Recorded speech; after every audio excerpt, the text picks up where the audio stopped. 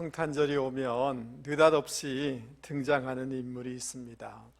그것은 다름이 아니라 산타크로스입니다. 우리 사진 한번 보여주실 수 있나요? 이런 카드 많이 보신 적 있죠? 옛날에는 백화점에도 이런 그림들이 많이 등장하고 그랬는데, AD 270년 소아시아 리키아, 지금의 터키 지역입니다. 파타라라는 이런 곳에 니콜라스라는 사람이 태어났는데요, 남달리 많은 것들을 이렇게 베푸는 삶을 살았습니다. 그래서 훗날 그 소아시아 지역 미라라는 곳에 대주교가 되었고, 저 동상은 니콜라스 그 교회의 그 마당에 있는 동상을 이렇게 했는데, 저걸 이렇게 옆으로 펼치니까 저 뚱뚱보가 돼버렸는데, 사진을 잘 적절하게 조절해 주시면 좋겠어요.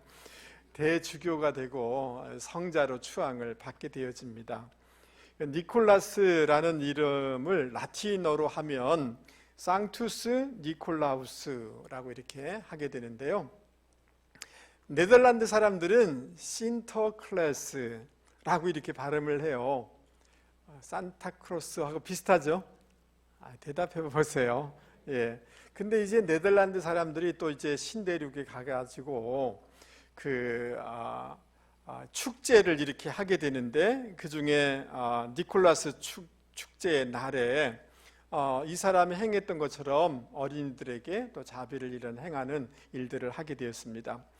그래서 이제 미국식으로 발음을 하게 되었는데, 그래서 니콜라스가 결국은 산타크로스가 된 거예요. 무슨 말인지 이해되셨죠? 예. 그런데 이제 산타크로스라고 이렇게 하는데, 본래의 모습하고 달리 미국에 있는 소설가들이 산타크로스에 대해서 여러 가지 글들을 쓰게 되는데, 오늘날 우리가 그 이미지로 갖고 있는 산타크로스는 미국에서 소설가에 의해서 대중화되면서 이런 이미지를 가지게 된 것입니다. 신수염을 가지고 있고, 배가 불룩하고 뚱뚱하고, 또 썰매를 타서 어린이들에게 선물을 나눠주는 이런 이미지가 있는데, 그건 사람들이 만드는 이미지다라고 얘기할 수가 있습니다. 근데 이제 성탄절의 주인공은 산타크로스가 아니죠. 맞아요. 상업화돼서 마치 주인공인 것처럼 이렇게 얘기하고 있는데, 여러분, 성탄절의 주인공은 실체는 예수 그리스도 그분이신 줄 여러분 믿을 수 있기 바랍니다. 엉뚱한 그림자를 붙잡을 수가 있습니다. 우리는 세상을 살아가면서 이런 생각을 하게 되죠. 저 사람하고 연줄을 닿으면, 저 사람을 연결되게 되면 나중에 좋은 일이 있지 않을까. 그래서 그 사람이 실체라고 생각하고, 그게 주인공이라고 생각하고, 그게 따르게 된단 말이죠. 또 어떤 사람들은 명예를 얻으면, 인기를 얻으면, 어떤 것을 가지면 내 삶에 유익이 되지 아니할까. 그래서 그러한 우리가 의지하고 고대하는 것들을 주인공으로, 실체로, 실상으로 이렇게 여길 때가 있습니다. 그러나 이 모든 것을 가져서 누려봤던 솔로몬 왕이 헛되고 헛되니 모든 것이 헛되도다. 그거 나중에 너에게 참 도움되는 거 아니야, 이런 말인 거죠. 할렐루야. 우리가 지금 어떤 실체라고 생각하고, 실세라고 생각하고, 실상이라고 생각하는 그 어떤 것도 우리의 안전을 지켜줄 수가 없다라고 성경은 분명히 말씀해주고 있습니다. 그래서 시편 146편에는 이렇게 말씀해주고 있는데요, 귀인들을, 그다음 뭐예요? 의지하지 말며 도울 힘이 없는 인생도 의지하지 말지니 그의 호흡이 끊어지면 흙으로 돌아가서 그날에 그의 생각이 소멸하리로다. 야곱의 하나님을 자기의 도움으로 삼으며 여호와 자기 하나님에게 자기의 소망을 두는 자는 뭐가 있다? 복이 있도다 라고 이렇게 얘기하고 있습니다. 여러분, 인생이 아니라, 사람이 아니라 하나님이 실세고 하나님이 실체고 하나님을 의지하면서 살아가는 분들이 되기를 주님의 이름으로 권면을 드립니다. 골로새서 2장 16절 이하에는 이렇게 나와 있습니다. 그러므로 음식, 예식, 축제일과 관련된 세부 조항들로 여러분을 압박하는 사람들을 그냥 내버려 두지 마십시오. 그 모든 것은 장차 올 것 앞에 드리워진 뭐예요? 그림자일 뿐입니다. 실체는, 따라서 보겠습니다. 실체는 그리스도이십니다. 그 무슨 제사나 그 어떤 것들은 다 그림자이고 실체는, 실세는 그리스도, 예수 그리스도이시다라고 이렇게 말씀해주고 있습니다. 여러분, 우리가 지금 시브리서를 읽고 있는데요, 이 시브리서를 1차적으로 수신했던 사람들은 어떤 사람들이냐 하면 유대적인 배경을 가진 사람들인데 예수를 믿게 된 유대적인 그리스도인들이에요. 그런데 이들이 예수를 믿으면서 어떤 일이 벌어졌느냐 하면 사회 곳곳에서 예수 믿는 사람에 대한 핍박이 일어나게 되었어요.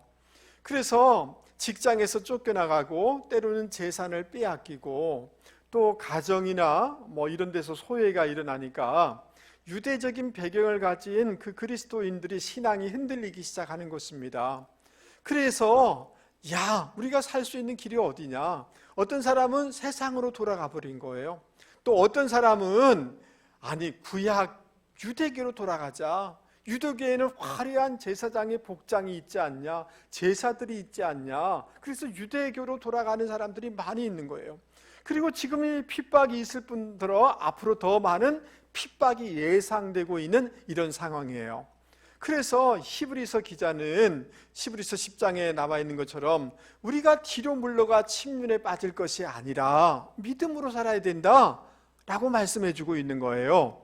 그리고 오늘 말씀의 핵심처럼 그런 어떤 그림자들, 종교의식을 붙잡을 것이 아니라 실체가 되시고 실상이 되시고 실세가 되시고 주인공이 되신 예수님을 붙잡고 살아가야 됩니다 라고 권면해 주는 내용이 히브리서의 말씀이다 라고 얘기할 수가 있는 것입니다.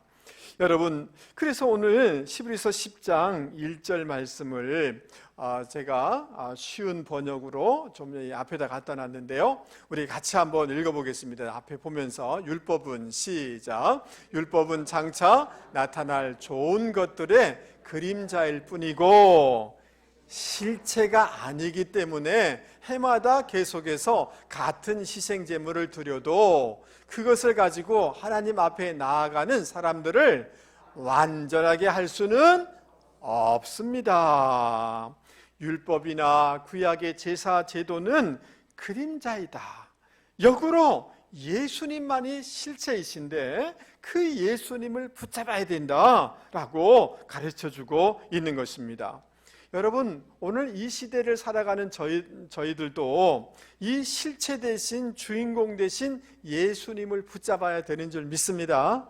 그러면 왜 우리는 예수님만을 꼭 붙잡아야 되는가? 예수님만을 의지해야 되는가? 왜 예수님만을 바라봐야 되는가를 생각해 보려고 하는데요, 오늘 히브리서 10장 1절서부터 4절까지는 옛 구약의 제사 제도나 그 율법이 그 효력이 굉장히 제한적이고 또 무능하다라는 것을 4절까지 얘기해 주고 있습니다. 그래서 여러분 1절 말씀 한번 보세요. 1절 말씀에 보면 구약의 율법이나 제사 제도는 누구도 온전케 할 수 없다라고 이렇게 되어 있어요. 온전케 할 수 있다 없다? 없다라고 얘기하고 있습니다. 그래서 우리의 양심을 자유롭게 해줄 수가 없다는 거예요. 하나님 앞에 자유롭게 설 수 있도록 해주지 못한다 라고 말씀해주고 있습니다. 그 다음 여러분 2절 말씀을 보시기 바랍니다. 구약의 율법이나 제사 제도는 정결하게 할 수 없다 라고 이렇게 얘기해 주고 있습니다. 우리의 죄의식과 죄책감을 해결해 줄 수 없다라고 설명해 주고 있는 것입니다. 그 다음 여러분 4절 말씀을 보십시오. 이런 율법이나 제사 제도는 다시 죄를 기억나게 하며 영원히 죄를 없애주지 못한다라고 얘기하고 있어요. 할렐루야. 그러니까 죄를 처치해 주거나 죄를 베어서 없애버리거나 이렇게 해주지 못한다는 거예요. 그러니까 그게 해결이 안 되니까 반복적으로 제사를 드릴 수밖에 없다라고 이렇게 얘기하고 있습니다. 영원한 효력, 진정한 효력, 완치하는 효력이 율법과 제사에는 없다라고 얘기하고 있습니다. 여러분, 뭐 다 그런 건 아니지만 어떤 백신은 한 번 맞으면 영원히 효력을 발휘하는 백신들이 있지 않습니까? 맞습니까? 예.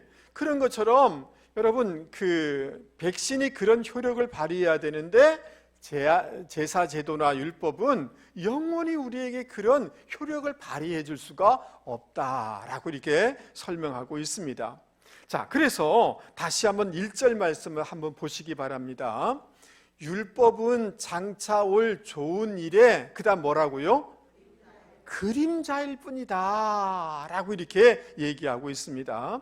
이 말을 달리 얘기하면 여러분, 예수님만이 실체이시고 예수님만이 우리에게 좋은 일을 가져다 주는 분이시다 라고 정리할 수가 있는 것입니다. 여러분, 믿을 수 있기 바랍니다. 이 좋은 일이라는 이 아가도스라는 이 단어는 뭐냐 하면 우리에게 유용하다, 우리에게 이롭다, 우리에게 기쁨을 준다, 우리에게 행복을 준다, 예수님만이 우리에게 유익이 되어지고 예수님만이 우리에게 진정한 행복을 주고 예수님만이 우리에게 진정한 기쁨을 제공하여 주신다는 것을 여러분 믿을 수 있기를 바랍니다. 여러분, 요한복음 2장에 보면 이상한 기사가 있어요. 여러분, 가나 혼인 잔치집에 포도주가 떨어져서 그 집안이 난처한 일이 생기게 됐잖아요. 그래서 주님이 어떤 일들을 베푸셨다라고 하면 될 것인데 뭐라고 기록되어 있느냐 하면 그 집에 그 항아리가 물통이 몇 개가 있었다? 6개가 있었는데 라고 이렇게 얘기하고 있어요. 그것은 기록할 필요가 없어요. 왜 그렇게 그걸 주목하고 기록하고 있는지를 살펴볼 필요가 있어요. 여러분, 유대인들은 7이라는 숫자를 굉장히 좋아해요. 7교회 그러잖아요. 7은 하나님의 완전수예요. 그래서 6이라는 것은 불완전하다는 뜻을 담고 있어요. 그래서 짐승의 수를 세어보아라, 짐승의 수가 666이다 이렇게 돼 있잖아요. 노마 황제가 대단한 것처럼 보여도 불안한 존재요, 인간이요, 이런 뜻이란 말이죠. 근데 그 가나 혼인잔치집에 빈통이 6개가 있었다라고 일부러 기록하고 있는 거예요. 주목시키고 있는 거예요. 그것은 뭐냐 하면 그 요한복음의 기자가 구약의 그릇, 구약의 제사제도, 구약의 그런 것들은 마치 이 빈 그릇처럼 한계를 가진 것일 수밖에 없다. 실체 대신 예수님이 오셔서 그 비어있는 그릇에 물을 채우시고 물이 포도주로 바꾸게 해주시잖아요. 맞습니까? 그래서 결국은 그 포도주로 말미암아 기쁨을 회복시켜 주셨다. 예수님이 실체가 되셔서 우리 가운데 기쁨을 제공해 주시는 분이시다라고 말씀하고 있는 거예요. 할렐루야. 그러므로 여러분, 우리가 다른 어떤 것들이 아니라 예수님 그분 자신을 붙잡아야 되는 줄 믿습니다. 히브리서 맥락에 의하면 여러분, 누구도 하나님의 그 성소나 지성소도 들어갈 수가 없어요. 제사장도 1년에 한 번 지성소에 들어갈 수가 있는데요, 지성소에 들어가면서 어떻게 하냐면 제사장 복장에다가 방울을 막 주렁주렁 달아요. 그리고 발에다가 끈을, 또는 허리에다가 끈을 묶어요. 그래서 그 안에서 제사를 지내다가 그 죄가 발견되거나 백성의 죄가 있으면 제사장이 하나님의 거룩함 때문에 죽어요. 소리가 나지 아니하면 그곳에서 일을 못하고 있다는 거잖아요. 죽은 거죠. 그러면 바깥에서 그 끈을 가지고 땡겨서 다른 사람이 또 데리러 갔다가 또 죽을 수밖에 없잖아요. 그처럼 하나님 앞에 거룩하시고 영광스러운 하나님 앞에 나갈 수가 없는 것이 구약의 형편이에요. 영적인 형편이에요.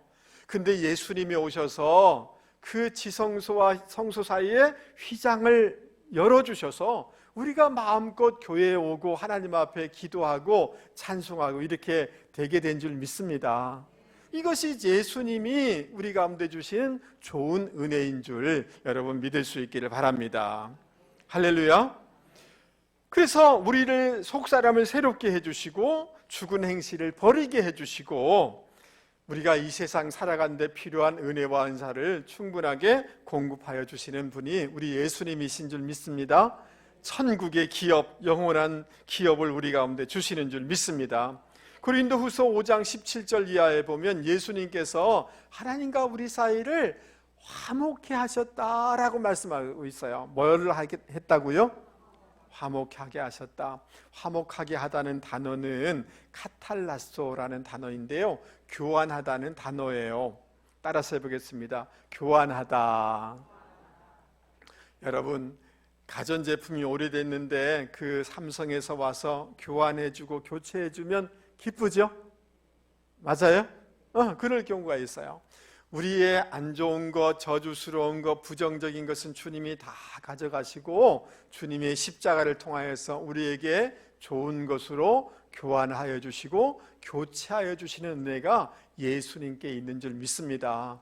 그러니 누구를 의지하고 누구를 바라보고 누구를 붙잡아야 되겠어요? 예수님만을 붙잡고 살아가야 되는 줄 믿을 수 있기를 바랍니다. 할렐루야. 네. 우리 가운데 때로는 어려움이 있을 수 있지만 여러분, 전국적으로 주님께서 합력하여 선을 이루어 주실 줄 여러분 믿을 수 있기를 바랍니다. 주님을 붙잡게 되어질 때 하나님의 자녀가 되고 하나님 앞에 나아가 기도함으로, 청구함으로 하나님으로부터 좋은 것을 받을 수 있는 은혜가 있게 되는 거죠. 여러분, 우리가 주님을 의지하게 되어질 때, 믿게 되어질 때 천군 천사를 보내셔서 당신의 백성을 지켜주시고 이런 은혜를 우리 가운데 주시는 줄 여러분 믿을 수 있기 바랍니다. 주님을 믿고 의지하게 될 때 주님께서 성령을 주셔서 능력 있는 삶을 살게 하여 주시는 줄 여러분 믿을 수 있기를 바랍니다. 그래서 우리는 여러분, 야구 선수들의 직업병이 있는데 그것은 이 어깨가 상하여서 운동을 더 이상 못하게 너무 고통스러운 거예요. 오십견이 있으면 얼마나 고통스러운지 말할 수가 없어요. 여러분, 평생을 그 배트를 잡아가지고 그 야구공을 때리고 그 다음 타이어를 때리는 훈련을 해야 되잖아요. 그 충격이 고스란히 몸에 오는 거잖아요. 이게 직업병이죠. 그런데 왜 이런 질병이 생기느냐 하면 배트를 잡되 대충 잡는 거예요. 그러면 충격이 더 이 근육에, 뼈에 전달이 돼서 병이 걸려서 고통을 당하는 거죠. 여러분이 예수를 안 믿는 것 아니에요. 예수님 안 바라보는 것 아니에요. 그런데 온전하게 바라보지 않아요. 온전하게 붙잡지 않아요. 꽉 붙잡지 않아요. 주님으로부터 우리 가운데 좋은 거 주시는 거잖아요. 맞아요? 주님을 뚫어지게 바라보시고 주님을 온전하게 의지하시고 주님만을 꼭 붙잡으셔서 이 성탄의 계절에 주님으로부터 좋은 것들을 누리시고 받으시고 누리시는 분들이 되기를 주님의 이름으로 축복합니다. 할렐루야. 여러분, 5절부터 10절까지는 새 제사 제도가 얼마나 유용한지, 효력이 있는지를 말하고 있어요. 그래서 구약의 제사 제도는 짐승에 의한 것이지만 여러분, 5절 말씀 한번 보세요. 5절, 10장 5절 말씀에 보면 그러므로 주께서 세상에 임하실 때 이르시되 하나님의 제사와 제물을 원하지 아니하시고 오직 나를 위하여, 그 다음 뭐예요? 한 몸을 예비하시. 예수님이 인간이 되셔서 당신의 몸으로 제물이 되어주신 거예요. 할렐루야. 그래서 7절에도 뭐냐 하면 하나님의 뜻을 행하기 위하여서, 9절에도 하나님의 뜻을 행하기 위하여서 예수님이 오셨다라고 말씀해 주고 있는데요, 여러분 저를 한 번만 보세요. 하나님의 뜻을 행하기 위해서 예수님이 몸을 가지셔서 우리 가운데 오셨다는 거예요. 그게 성탄절이라는 거죠. 할렐루야. 주님이 오셔서 십자가 지심으로 우리의 모든 문제를 해결하여 주신 줄 여러분 믿을 수 있기를 바랍니다. 그래서 주님이 성육신 하시고 성탄절에 오심으로, 그리고 주님이 하나님의 뜻을 이루기 위해서 십자가 지심으로 우리 가운데 제공해 주시는 결과가 있는데 그것이 10절 말씀이에요. 10절 말씀을 여러분 같이 한번 읽어보도록 하겠습니다. 이 뜻을 따라, 시작. 이 뜻을 따라 예수 그리스도의 몸을 단번에 들이심으로 말미암아 우리가 거룩함을 얻었노라. 아멘. 여러분, 저를 한 번만 보세요. 이 로마 이 시대에 가장 중요하게 여기는 것이 뭐냐 하면 명예예요. 명예. 뭐라고요? 명예예요. 그래서 가장 명예스러운 것이 뭐냐 하면 관복을 입고 초상화를 집안에 걸리는 그것이 가장 명예로운 거예요. 그래서 여러분, 유럽의 명문이 대저택에 보면 조상들의 사진이 쭉 이렇게 그려져 있잖아요. 그게 가장 명예스러운 거예요. 여러분도 뭐 몇 대 손 이렇게 돼 있는데 중시조 뭐 이런 식으로 해서 여러분 나눠졌을 거예요. 근데 그 중시조나 뭐 이런 시조는 뭐냐 하면 조선시대에 큰 관직을 가진 사람을 기점으로 그 가문이 이렇게 나눠져요. 여러분 이해되세요? 그러니까 관복을 입고 이렇게 멋있게 있는 것이 큰 명예로 생각했단 말이죠. 근데 거룩함을 입었다라고 이렇게 얘기하고 있는데 이 말은 뭐냐 하면 가장 거룩함을 입었다, 명예를 얻게 되어진다라고 얘기하는데, 예수 그리스도로 말미암아 의의 옷을 입게 되므로 우리가 명예스럽고 존경스러운 인생이 되어지는 줄 여러분 믿을 수 있기 바랍니다. 여러분, 우리 옆에 사람 보면서 이렇게 얘기하겠습니다. 집사님 너무 멋있습니다. 시작. 여러분, 제가 무슨 뭐 별나겠어요? 예수님의 의의 옷을 입었기 때문에, 예수 그리스도를 믿는 사람이 되기 때문에 소중한 사람이 된 거예요. 존귀한 명예로운 인생이 되어진 줄 여러분 믿을 수 있기를 바랍니다. 자, 그런데 여러분, 여기 거룩함을 얻었다는 말은 거룩함을 입었다는 말이 중요한데, 예수님의 의의 옷을 입고 성화의 삶을 살아가도록 이렇게 해주셨다는 거예요. 그래서 존귀하고 명예스럽고 고상한 인생이 되게 해주셨다는 거죠. 예수 믿으면 굉장히 고상한 인생이 되어지는 줄 믿을 수 있기 바랍니다. 예수 믿는 할머니들이 너무너무 고상해요. 달라요. 세상 사람하고 달라요. 그런데 여기 거룩함을 얻었다, 하기아주라는 이 단어는 또 이런 뜻을 담고 있어요. 특별한 목적을 위해서 구별하다라는 뜻을 담고 있는 거예요. 특별한 목적, 비전을 가진 인생이 되도록 해주신다는 거예요. 여러분 믿습니까? 성별하는 거죠. 하나님께 드리기 위해서 봉헌하는 거죠. 예수님의 성육신과 십자가로 말미암아 우리 인생이 존귀한 인생이 되고 성화의 삶을 살아가는 인생이 되어지고, 뿐만 아니라 특별한 목적을 위한 인생을 살게 되어진다라는 것을 가르쳐주고 있는 것입니다. 할렐루야. 근데 이제 별로 감동이 없어서 걱정이 좀 됩니다만은 여러분, 지난 목요일에 제가 어느 신문 어느 분이 기자들과 인터뷰한, 굉장히 크게 이렇게 다루고 있어서 주의 있게 보았는데요. 여러분, 신원이라는 그 회사 아십니까? 패션하는 이런 회사인데, 신원의 박성철이라는 회장님이 그 회사가 50주년이 됐는데 그 신문에다가 인터뷰를 했더라고요. 그래서 쭉 읽었는데 이런 내용이었어요. 이 박성철이란 분은 전남 신안 아주 작은 섬에 태어났다고 그래요. 그런데 이제 너무 가난해서 6살부터 동양하러 다녔대요. 참 불행하죠, 그죠? 6살부터. 그리고 고아원에서 생활하다가 어떤 말을 들었는데, 중앙국립감화원에 가면 공부시켜준다는 말을 들은 거예요. 그래서 내 공부하고 싶다. 그래서 거기를 찾아갔어요. 근데 가서 보니 무슨 공부시켜주는 데가 아니라, 오늘식으로 얘기하면 소년원 있잖아요. 불량막 청소년들 데려다가 그냥 감옥 같은 곳이에요. 가보니까 불량한 그런 사람들이 때리기도 하고 밤에 괴롭히기도 하고 너무 힘든 거예요. 그런데 그곳에 예수 믿는 분이 한 분 계셨는가 봐요. 그분을 통하여서 예수님을 믿게 되고 만나게 된 거예요. 할렐루야. 그리고 열심히 공부해가지고요, 기적과 같은 일이 벌어지게 됐어요. 한양대학교에 들어가게 된 거예요. 근데 한양대는 사립대잖아요. 그러니까 학비를 내야 되는데 많죠. 그래가지고 여러분 옛날에는 신문기사 이게 쇠 같은 거 이렇게 해가지고 찍어냈잖아요. 그 교열하는 일들을 아르바이트해서 돈 벌어서 학교를 다니는 거예요.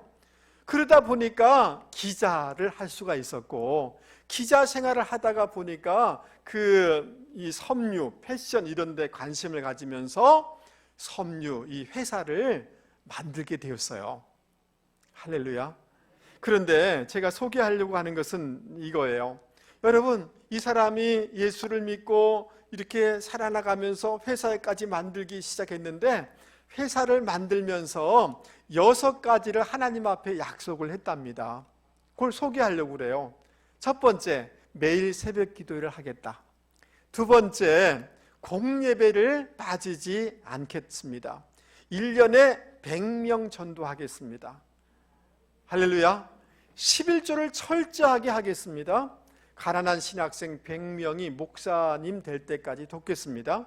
평생 100교회를 세우겠습니다.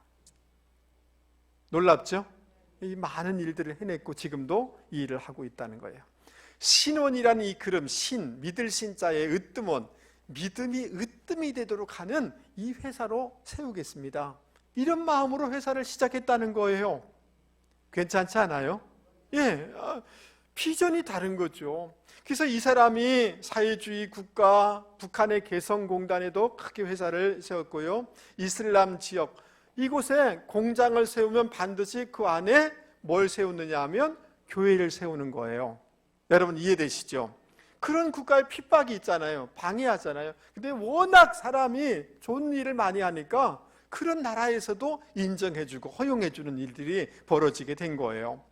여러분 그 전에 그 텔레비전의 광고일 때 주일은 쉽니다 이런 카피라이터 있었잖아요.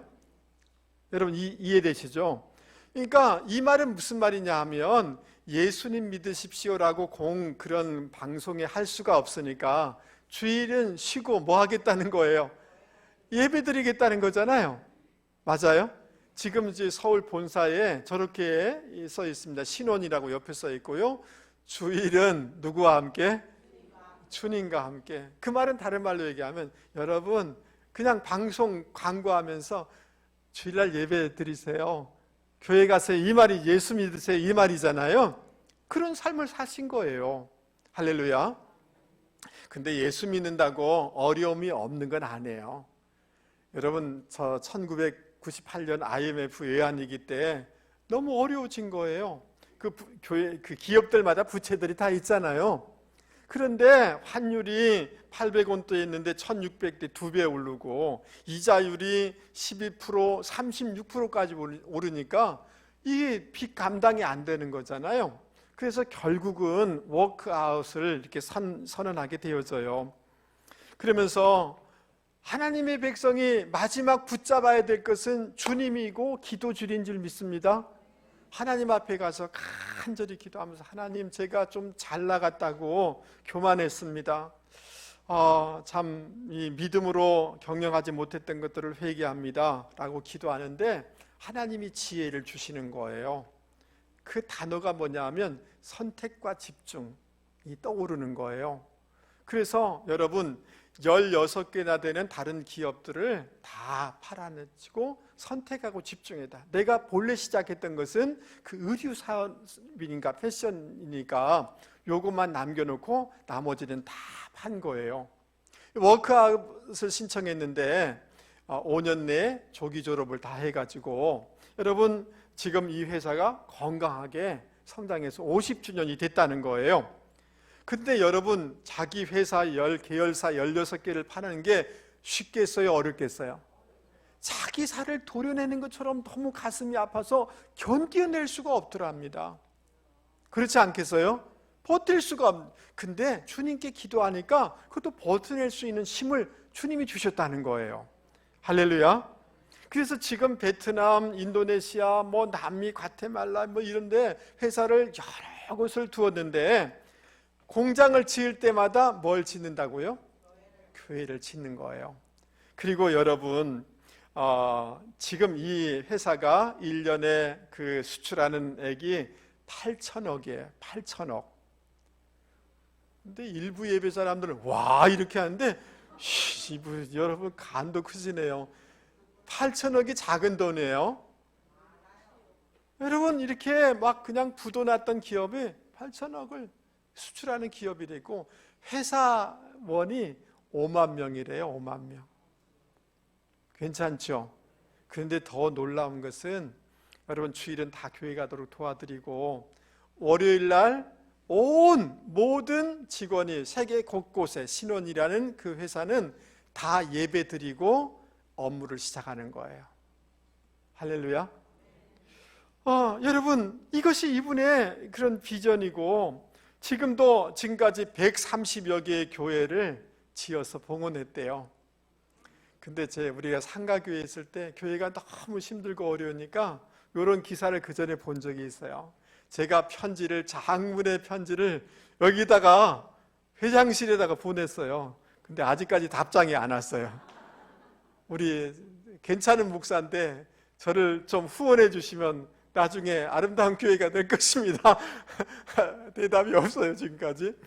여러분 사회에 많은 공헌을 하게 되는데 여러분 지금 아프리카 케냐에 교회를 짓고 신학교를 세우고 그 아프리카에 우물이 없잖아요. 우물을 많이 만들어서 그들에게 깨끗한 물을 제공하는 것이 노년의 자기 비전이라는 거예요. 그리고 예수의 생수를 제공하는 것이 자기의 목적이라는 거예요. 제가 이것을 가만히 보면서 그렇구나, 예수님의 성육신과 예수님의 십자가가 우리의 인생을 거룩하게 만들고 우리의 인생의 비전과 목적을 다르게 만드는구나 늘 생각할 수가 있었던 거예요. 할렐루야. 여러분 저를 한 번만 보세요. 이 온풍기 좀 꺼주세요. 우리 자녀들에게 여러분 줄 수 있는 거 있으면 많이 주세요. 그러나 여러분 예수님을 인격적으로 만나게 하셔야만이 우리 자녀가 비전이 있고 하나님의 목적을 위해서 살아가는 귀한 인생이 되어지고 명예로운 인생이 되어지는 줄 여러분 믿을 수 있기를 바랍니다. 할렐루야. 왜 예수님을 붙잡아야 되는가? 왜 우리 자녀들이 예수님을 믿어야 되는가? 우리 인생을 거룩하게 만들고 우리 인생에 비전이 있는 인생이 되게 하기 때문에 예수님을 만나야 되는 것이고 붙잡아야 되는 것인 줄 여러분 믿을 수 있기를 바랍니다. 할렐루야. 여러분 왜 우리가 예수님을 바라보고 예수님을 앙망하고 예수님을 붙잡고 예수님을 의지해야만 되는가? 실체 대신 그 예수님을 붙잡아야 되는가? 여러분 11절 말씀을 보세요. 11절 말씀. 구약의 유대교회 제사장은 매일 서서 섬겼다라고 얘기하고 있어요. 여러분 지금 서서 이렇게 섬기고 있다는 말은 제사가 계속 진행된다는 거잖아요. 그 제사가 완전하지 않기 때문에 계속 서 있어야 되는 거예요. 무슨 말인지 이해되시죠? 예. 그런데 그게 미완성이죠. 효력이 제한적이죠. 12절 말씀 보세요. 그러나 그리스도는 죄를 위하여 한 영원한 제사를 드리시고 하나님 우편에 어떻게 있어요? 앉아 계셔요. 제사의 목적을 완전히 이루심으로 말미암아 주님은 앉아 계신 거예요. 주님으로 말미암아 우리 가운데 주님 자신이 제물이 되심으로 그 효력이 영원히 우리 가운데 제공된다는 것을 말씀해 주고 있는 것입니다. 할렐루야. 그래서 여러분 13절에 또 이렇게 얘기하고 있습니다. 우리 앞에 한번 보여주시면 좋겠습니다. 그리고서 그는 그의 원수들이 그 발 아래에 굴복할 때까지 그 다음 뭐예요? 기다리고 계십니다. 여러분 원수, 마귀, 죽음 그 모든 것들을 발로 밟으셔서 이제 온전히 회복되는 날만을 기다리고 있다는 거예요. 주님 안에 마귀와 저주스러운 것과 어둠을 이기는 승리가 있는 줄 여러분 믿을 수 있기를 바랍니다. 궁극적인 승리가 주님 안에 있는 줄 여러분 믿을 수 있기를 바랍니다. 그러니까 이 주님을 붙잡아야 되는 거죠. 맞습니까? 14절 말씀은 너무 중요한 것인가 이게 수능에 나올지도 몰라요. 장신대 수능에 나올지 몰라요. 14절 별표하시고 우리 같이 한번 읽어보겠습니다. 그가 시작. 그가 거룩하게 된 자들을 한 번의 제사로 영원히 온전하게 하셨느니라. 할렐루야. Once for all, 완전하게 죄를 사하여 주셨다는 거예요. 여러분 믿습니까? 우리의 죄와 불법을 17절 기억할 수 없도록 해주셨다라고 말씀해 주고 있습니다. 그래서 요한일서 1장 7절에는 이렇게 얘기하죠. 그 아들 예수의 피가 우리를 모든 죄에서 깨끗하게 하실 것이요. 아멘 하시죠. 모든 죄를 어떻게 한다고요? 깨끗하게 하여 주신다. 여러분, 죄는 용서받기 위해서 죄 지은 것 한 개 한 개를 다 고백하고 용서를 받아야지 용서를 받게 되는 거예요. 여러분 이해되세요? 근데 여러분 저를 한 번만 보세요. 지금 아기 낳고 엄마 돼 보니까 여러분 어머니한테 잘못한 거 다 그게 내가 잘못이었구나 생각나는 거 있죠? 맞아요? 그때는 자기 잘난 맛의 남자들, 남편들 막 이렇게 했는데 나중에 생각해 보니 부인의 가슴에 피멍이 들게 한 이거 죄잖아요. 이제야 생각나는 거잖아요. 다 늙어가지고. 그잖아요. 여러분 지금 나 잘난 척하고 있지만 나중에 여러분 철들면 우리 목사님한테 내가 대단히 잘못했구나 깨닫게 될 거예요. 근데 그거 다 죄를 일일이 다 고백해야 되는 거예요. 근데 지금 깨닫지도 못하고 생각지도 못하는 죄들이 수없이 많이 있단 말이죠. 우리 가운데. 이해되세요?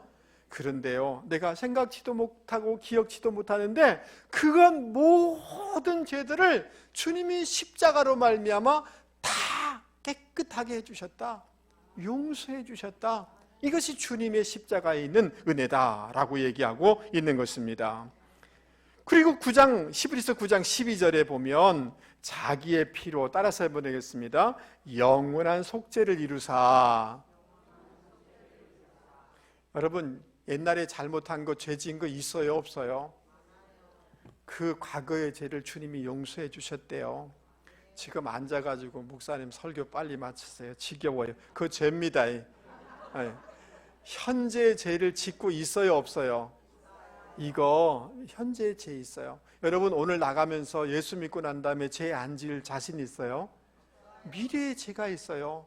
주님께서 과거의 죄뿐만 아니라 현재의 죄뿐 아니라 우리가 연약해서 지을 미래의 죄까지도 영원히 속죄해 주셨다는 거예요. 할렐루야. 그러니까 여러분 이 예수님을 우리가 의지하고 붙잡아야 되는 줄 여러분 믿을 수 있기를 바랍니다. 여러분 오래전에 저희 아내하고 독일 바르트부르크라는 성을 방문한 적이 있어요. 바르트부르크라는 성 저기 보이시죠? 산 정상의 꼭대기에 있는 큰 성이에요. 그리고 옆에 있는 저 방은 뭐냐 하면 루터가 사용했던 조그만 방이에요. 저 방에 저희 집사람하고 같이 들어가서 이렇게 관람도 하고 그랬는데요. 여러분 종교 개혁을 하니까 막 중세 가톨릭이 막 협박하고 그런 거 아닙니까? 보름숙 회의에서 파면을 당하고 이제 루터를 죽이려고 작정하고 있는 거예요. 그런데 그 지역에 있는 선제우가 이 참 귀중한 하나님의 종을 이렇게 죽일 수는 없다 그래서 납치해가지고 이 바르트부르크 이 성에다가 그 방에다가 숨겨놓은 거예요. 여러분 이해되시죠? 다시 한번 그 방을 한번 보여주세요. 저기 보면 액자가 있잖아요. 근데 저 액자에 보면 사람이 있는데 수염이 굉장히 많이 길러져 있죠. 이해되세요? 그러니까 루터라는 걸 알면 죽이려고 할 거 아니에요. 그러니까 수염을 막 기르고 이름도 바꿔버렸어요. 그래서 저 성에 숨어 있는 사람이 루터인 것을 아는 사람은 그 이 성 전체를 관장하는 그 한 사람만이 알고 있는 거예요. 그런데 루터의 입장에서 생각해 보세요. 일상생활을 하다가 저 산 꼭대기에 그냥 숨어져 있는 거죠. 자기를 언제 죽일지 모르는 거죠. 늘 두렵기도 하고 너무 침침하기도 하고 불변의 밤을 보내기도 하고 너무너무 힘든 거예요. 여러분 이해되세요? 그런데 종교개혁을 하고 있으니 사단이 가만 놔둘 리가 없죠. 계속해서 사단이 나타나서 여러 가지 힘들게 하는 거죠. 공격을 막 하는데 어떤 때는 아주 시끄러운 소리로 실제 그 소리가 들릴 정도로 이렇게 공격을 하고, 어떤 때는 굉장히 저속한 말로 막 정죄를 하는 거예요. 어느 날인가는 이 사단이 이렇게 나타나서 종이를 탁 던지는데, 그걸 딱 받아보니까 루터가 생각지도 못한 그 어릴 적부터 지금까지 살아오면서 지었던 죄가 여기 다 기록되어 있는 거예요. 깜짝 놀라는 거죠. 그러면서 이 사단이 뭐라고 얘기하느냐 하면, 내가 이렇게 더러운데 무슨 종교개혁 한다고? 니나 똑바로 해. 이 말을 들으니까 기가 확 죽고 살맛이 없고 소망이 없고 무기력해지지 않겠어요? 맞아요? 너무너무 낙심되는 거예요. 맞아, 무슨 내도 제대로 못하면서 뭘 종교개혁을 한다고, 그런 생각이 확 드는 거예요. 막 절망한, 포기하고 싶은 마음이 확 드는 거예요. 근데 주님이 살아계신 줄 믿습니까? 마음 가운데 음성이 들려지는데, 루터야, 너의 모든 죄는 나의 피로 다 씻어졌어. 그러면 어느 누구도 너를 정죄할 수 없어 라고 음성 들려주는 거예요. 할렐루야. 그러니까 루터가 로마서 8장 말씀이 확 떠오르는 거죠. 그리스도 예수 안에 있는 자는 결코 정죄함이 없느니라. 여러분 믿습니까? 그 말씀을 붙잡는 거죠. 그러면서 그 자기 아까 테이블이 있었잖아요. 그 앞에 있는 잉크가 있었는데, 잉크를 그 마귀가 나타난 곳을 향해서 확 던지면서, 그리스도 예수 안에 있는 자에는 결코 정죄함이 없다. 누가 나를 정죄하겠느냐? 라고 하는데 마귀가 확 떠나가는 거예요. 할렐루야. 마음의 자유와 기쁨이 있게 되는 거예요. 그래서 그곳에서 여러분, 그 중세시대에는 가톨릭이 다 라틴어로 이렇게 해가지고 성도들이 성경을 읽을 수가 없게 만들어 놨잖아요. 독일 사람이니까 독일어로 성경을 번역해서 그걸 다 독일에 배포함으로 종교개혁이 일어나게 된 거예요. 할렐루야. 여러분, 제가 뭘 말씀드리려고 하느냐 하면, 예수님으로 말미암아 우리의 모든 죄를 다 용서해 주신다는 거죠. 여러분 믿습니까? 모든 것을 용서해 주시고 영원히 속죄해 주시는 은혜가 있는 줄 믿습니다. 그래서 골로새서 2장 14절 이하에는 이렇게 말씀하고 있습니다. 한번 여러분 보세요. 하나님께서는 우리에게 불리한 조문들이 들어있는 빈 문서를, 그 다음 뭐예요? 치워버리시고, 죄의 빈 문서를 다 지워버리신 줄 믿을 수 있기 바랍니다. 그것들 십자가에 어떻게 버렸어요? 못 박으셨어요. 우리 가운데 제거해버리셨어요. 할렐루야. 그리고 모든 통치자들과 권력자들의 무장을 해제시키시고 그들을 그리스도의 개선행진에 포로로 내세우셔서 무사람의 구경거리로 삼으셨습니다. 로마 장군이 전쟁에서 승리해서 그 장들과 군대들을, 그 군인들을 포로로 잡고 노마 개선 행진을 하는 것처럼 주님께서 모든 마귀와 어둠의 세력을 이렇게 결박시키셨다는 거예요. 우리에게 자유함과 승리를 주시는 분이 예수 그리스도, 그분이시라는 것입니다. 할렐루야. 그러므로 여러분, 이 예수님을 꼭 붙잡고 자유를 누리는 분들이 되기를 바랍니다. 여러분, 우리의 죄와 허물과 이 모든 것은 다 용서함을 받은 줄 믿습니다. 더 이상 정죄함 받지 마시기 바랍니다. 승리가 예비되어 있는 줄 여러분 믿을 수 있기 바랍니다. 말씀을 마치려고 합니다. 이 성탄의 계절에 환경이 주인인 것처럼 막 거대한 물결로 너 살 수 없어 이렇게 말할지 몰라요. 아니라는 거예요. 여러분, 사람이 그 어떤 것들이 우리를 정죄하고 흔들지 모르지만 실세는 예수 그리스도라는 것입니다. 여러분 믿습니까? 그 주님을 사람 보지 마세요. 환경 보도 내 자신 봐도 절망할 것밖에 없어요. 할렐루야. 여러분 계속 자아를 바라봐 보세요. 실망스러운 것밖에 없어요. 주님을 뚫어지게 바라시고 주님을 의지하시고 주님을 붙잡고 살아가는 분들이 되기를 바랍니다. 그러면 실제적으로 좋은 일들이, 교환의 은총들이 우리 가운데 부어질 줄 믿을 수 있기 바랍니다. 지금 당장 일어나기도 하고요, 때로는 합력하여 선을 이루어 주시고 전국적인 승리를 주실 줄 여러분 믿습니까? 우리 인생을 명예롭게 하여 주실 줄 여러분 믿을 수 있기 바랍니다. 주님에게는 여러분 놀라운 역전의 역사가 있을 뿐만 아니라 우리 인생을 존귀하게 해주시는, 또 우리 인생에 새로운 비전과 새로운 목적을 가지고 살게 하여 주실 줄 여러분 믿을 수 있기 바랍니다. 여러분 저를 보세요.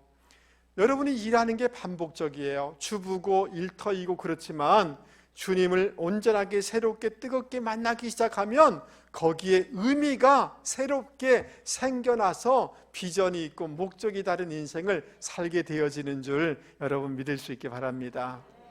여러분 오늘 여러분 마음 가운데 자유함이 있기 바랍니다. 주님이 모든 것을 용서해 주신 줄 믿습니다. 여러분 믿음으로 선포하겠습니다. 나는 승리자입니다. 네, 전국적으로 승리한 자입니다. 승리를 주실 줄 믿습니다. 그래서 예수님을 붙잡고 살아가는 이 성탄의 계절이 되기를 주님의 이름으로 권면을 드립니다. 우리 말씀을 생각하시면서 같이 찬송합니다.